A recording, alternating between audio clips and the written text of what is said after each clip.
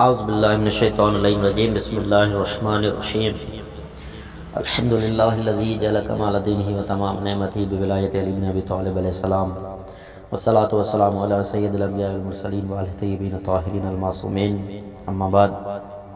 وقد قال امیر المؤمنین علی بن ابی طالب علیہ السلام بسم اللہ الرحمن الرحیم اللہم قد انصاحت جبالنا واغبرت ارضنا وہامت دوابنا وتحیرت فی مرابضہا۔ ناظرین قدر سامعین محترم السلام علیکم ورحمۃ اللہ۔ درس نہج البلاغہ کا خطبہ نمبر 150۔ اس خطبے میں قحط سالی میں اللہ سے بارش طلب کرنے کا کامیاب طریقہ بیان کیا گیا ہے۔ سب سے پہلی چیز جو مولا نے بیان کی ہے کہ خشک زمین اور پہاڑوں کی طرف متوجہ فرمایا۔ دوسری، مویشیوں کے بے تابی اور بلبلانے کا واسطہ دیا گیا ہے۔ اور تیسری، بادلوں اور گھٹاؤں کی طرف سے مایوسی مگر اللہ سے مایوسی نہیں ہے۔ چوتھی، گناہوں کا اقرار کر کے رحم کی درخواست۔ اور پانچویں، موسلادھار بارشوں سبزہ داروں کی صورت میں دامان رحمت پھیلانے کی التجا۔ اور چھٹی، اور نئے سرے سے زندگی اور زندگانی کا سامان مانگا ہے۔ آئیے خطبے میں چلتے ہیں۔ مولا فرماتے ہیں کہ اے اللہ، ہمارے پہاڑوں میں تپش اور خشکی سے دراڑیں پڑ گئی ہیں، اور ہماری زمین پر گرد و غبار اور دھول اڑ رہی ہے، اور ہمارے مویشی انتہائی پیاسے ہیں اور اپنے رہنے کی جگہ میں حیران و بے چین ہیں،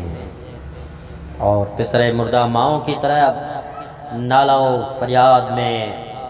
اسی طرح بلبلا رہے ہیں جیسے مائیں اپنی اولاد کی میت پر فریاد کرتی ہیں۔ پانی کی تلاش میں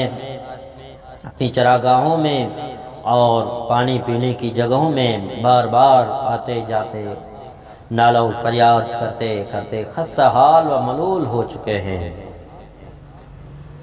اے اللہ، ان پانی کے اشتیاق میں مارے مارے پھرنے والوں پر اور فریاد و فغاں کرنے والوں پر رحم فرما دے۔ اے اللہ، تو ان کے راستوں میں بھٹکنے اور پانی نہ ملنے کی حیرانی پر اور اپنی آرام گاہوں میں نالہ و فریاد کرنے پر رحم فرما دے۔ اے اللہ، ہم بھی تیرے حضور میں فریاد کرنے کے لیے گھروں سے نکل آئے ہیں، اس لیے کہ بھوک اور پیاس کے مارے ہوئے یہ سوکھے دبلے اور نڈھال اونٹ ہم سے فریاد کر رہے ہیں اور ہمیں اپنا سہارا سمجھ رہے ہیں، اور برسنے والی گھٹائیں بغیر برسے آ کر واپس جا چکی ہیں، مگر ہم تیرے حضور حاضر ہو گئے ہیں، اس لیے کہ تو دکھ درد اور مصیبتوں میں پھنسے ہوئے لوگوں کا آخری سہارا ہے، اور تو ہی التجا کرنے والوں کا استقبال کرنے والا ٹھکانہ ہے۔ چنانچہ ہم تجھ سے ایسے حالات میں مدد اور رحم چاہتے ہیں جبکہ تمام جاندار سب طرف سے مایوس ہو چکے ہیں، بادلوں نے انکار کر دیا اور مویشی بے حال ہلاک ہو گئے، لہذا ہم عرض کرتے ہیں کہ تو ہمیں ہماری بدعمالیوں اور ہمارے گناہوں پر ماخوذ کرنے کے بجائے ہم پر رحم کر دے، اور اے اللہ، تو ہم پر اپنی رحمت کو اس طرح پھیلا دے کہ موسلادھار برسنے والے بادل آ جائیں اور ٹوٹ ٹوٹ کر برسنے والی گھٹائیں برسنے لگے، اور نظروں کو ٹھنڈک فراہم کرنے والا سبزہ اور کھیتیاں لہلانے لگے، وہ اس طرح جم کر برسیں کہ اس سے جو کچھ مر گیا ہے وہ زندہ ہو جائے، اور جو کچھ ضائع ہو گیا ہے وہ واپس پلٹ آئے۔ اے اللہ، یوں سیرابی کو ہمیں گیر بنا دے، مردہ زمینوں میں جان پڑ جائے، جو پیاس بجھانے والے ہوں، سیر کر دینے والے ہوں، مکمل طور پر عمومی حیثیت سے پھیل جانے والے، پاکیزہ اور برکتوں والے ہو،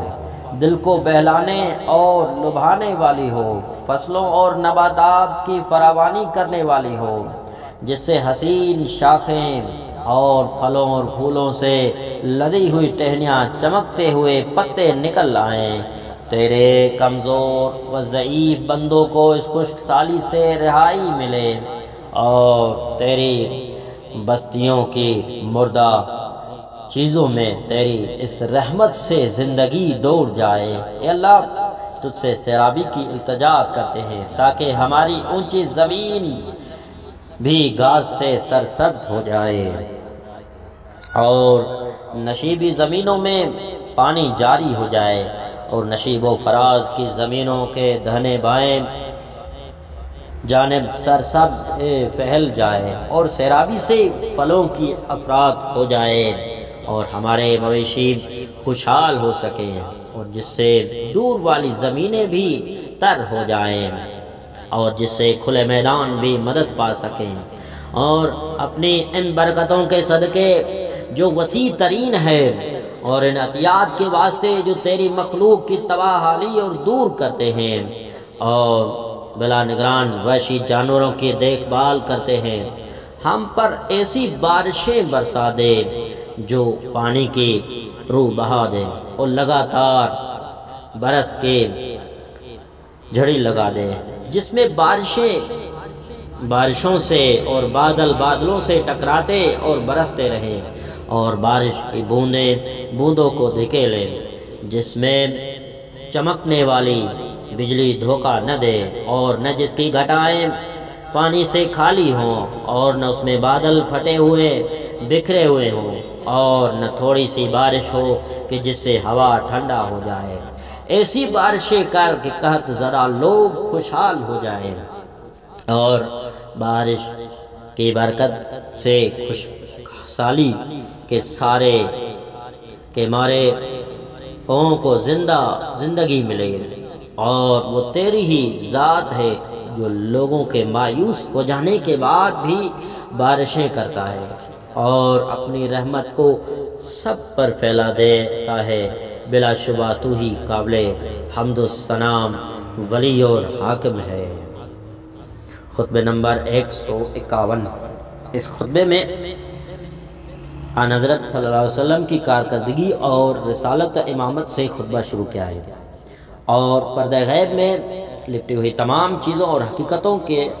علم کا دعویٰ کیا، اپنے زمانے کے مسلمانوں کی بے دینی اور ان سے جدائی کی تمنا کی ہے،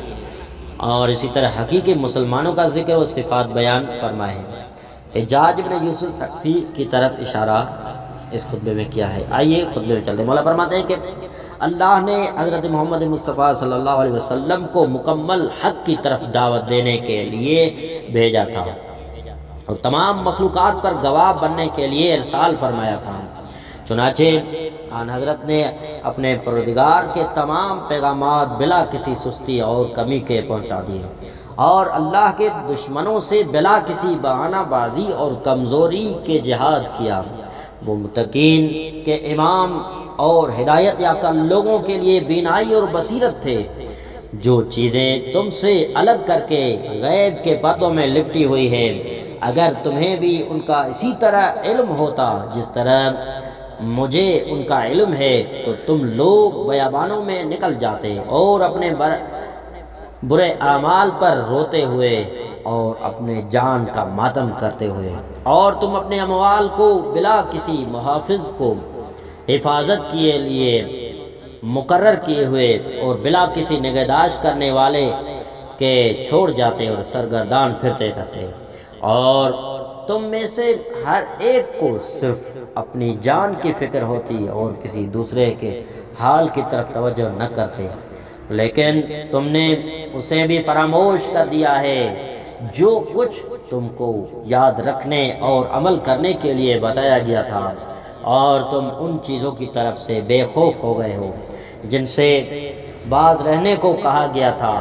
تمہیں تمہاری رائے اور اجتہاد نے گمراہ کر دیا ہے، اور تمہارے دین میں اختلاف پھیل گیا ہے۔ مجھے ہر حال میں یہ پسند ہے کہ اللہ تمہارے اور میرے درمیان جدائی ڈال دے،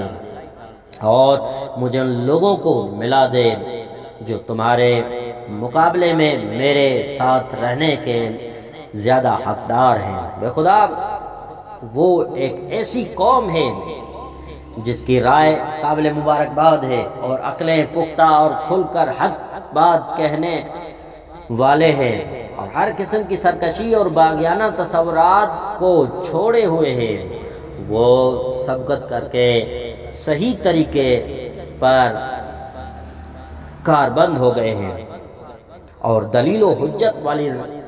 روشن راہ پر بلا خطر چلے گئے ہیں۔ چنانچہ انہوں نے دائمی عاقبت و آخرت حاصل کر کے عمدہ اور خوشگوار زندگی کو نعمتیں پالی۔ اور بے خدا یہ سن لو کہ تم پر قبیلہ ثقیف کا ایک نوجوان مسلط ہو کر رہے گا، جو جوان لمبے قد کا ہوگا اور جھوم جھوم کر چلا کرے گا۔ وہ تمہارے تمام سبززاروں کو قبضے میں لے لے گا اور تمہاری چربی پگھلا کر چھوڑے گا۔ ہاں اے ابو ذہب، کچھ اور بھی کچھ دکھاؤ تو بات ہے۔